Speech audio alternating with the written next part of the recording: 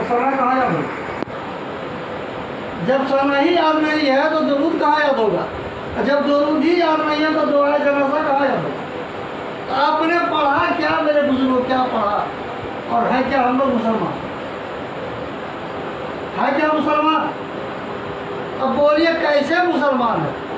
कि पूरे खानदान के लोग चलते चले गए और चले जा रहे हैं और किसी के जनाजे की नमाज में अलावा खड़ा होने के और कुछ नहीं किया। खड़ा होने के अलावा कुछ किया? गए देखा देखी, जैसे लोगों ने अल्लाह अकबर कहा, हम लोग भी अल्लाह अकबर के पीछे खड़े हो गए। इमाम साहब ने कहा अस्सलाम वालेकुम व रहमतुल्लाह, अस्सलाम वालेकुम व रहमतुल्लाह। हम लोगों ने भी कहा अस्सलाम वालेकुम व रहमतुल्लाह, खड़े ही होके ना गए। क्या यही मुसलमान है? आजकल हम लोग भी मरेंगे ना, मरिएगा ना, मरेंगे ना हम लोग। इसका मतलब हमारे आपके जना